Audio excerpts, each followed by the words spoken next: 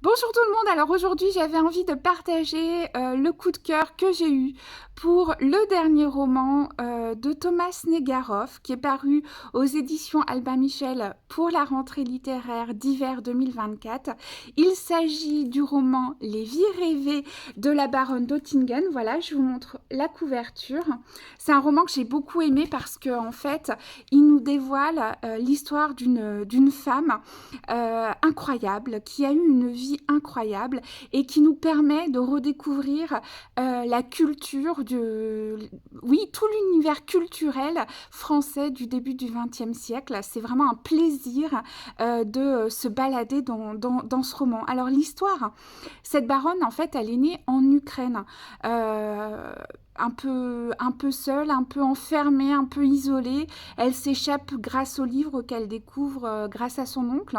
Et elle va très vite se marier avec un baron, le baron d'Ottingen, qui est beaucoup plus vieux qu'elle. Bon, c'est un mariage qui va très vite péricliter, qui ne fonctionne pas. Elle va divorcer et garder quand même le nom de son époux. Et donc, cette baronne, qui en réalité n'est pas baronne, arrive en France parce qu'elle rêve de culture, elle a envie de se noyer dans l'univers culturel, et la culture pour elle, c'est la France. Donc, elle s'installe en France avec son cousin Serge, et donc, début 20e siècle, la voilà dans le Paris dont elle rêvait, et particulièrement dans le Montparnasse, le quartier, ce petit village où les auteurs, les peintres, tout le monde, les galeristes, tout le monde se côtoie. Et donc, c'est un petit univers dans lequel elle va évoluer. Et essayer de trouver sa place, de percer. C'est une femme qu'on découvre extrêmement libre, libre dans ses choix, libre dans sa façon de vivre, libre dans ses rapports avec les hommes. C'est vraiment euh, passionnant de découvrir son histoire, sa force de caractère, voilà, c'est une femme qui à la fois peut être d'une grande tristesse, entrer dans peut-être une dépression, etc. Et qui en même temps a une soif de vivre, une soif de culture, une soif d'évoluer, et une soif vraiment de liberté.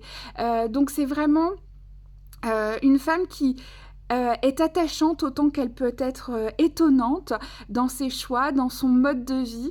Et vraiment, alors ça a été, j'en parlais avec un lecteur sur les réseaux sociaux, c'est un des livres que j'ai mis le plus de temps à lire avec aussi peu de pages, parce que on se balade, elle côtoie Picasso, elle côtoie Apollinaire, elle côtoie Sandrars, et donc à chaque fois qu'on parle d'un tableau du douanier Rousseau, j'avais qu'une envie, c'était d'aller sur internet, revoir des toiles du douanier Rousseau.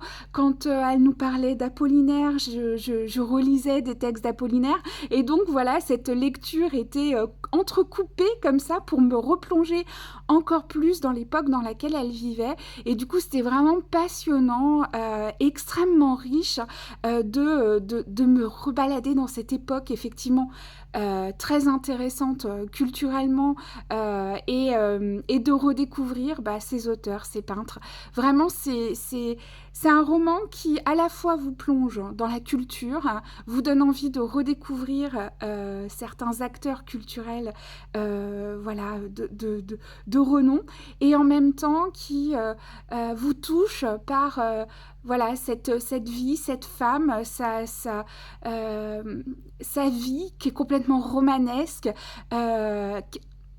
dont elle fait tout un roman aussi. Je vous en parlerai certainement lors de la rencontre, puisque Thomas Negaroff sera à la librairie mercredi prochain, le 7 février à 18h. Donc ne ratez pas ce moment, parce que ça va être super passionnant comme rencontre. Voilà, donc je vous dévoile pas tout, parce que évidemment j'ai envie de parler avec l'auteur et de découvrir certaines choses avec lui, et puis aussi pour le plaisir de la lecture, parce que vraiment c'est un roman qui est passionnant, donc je vous le recommande. Les vies rêvées de la baronne d'Ottingen, de Thomas Negaroff aux éditions Albin Michel. Je vous souhaite de bonnes lectures et je vous dis à bientôt.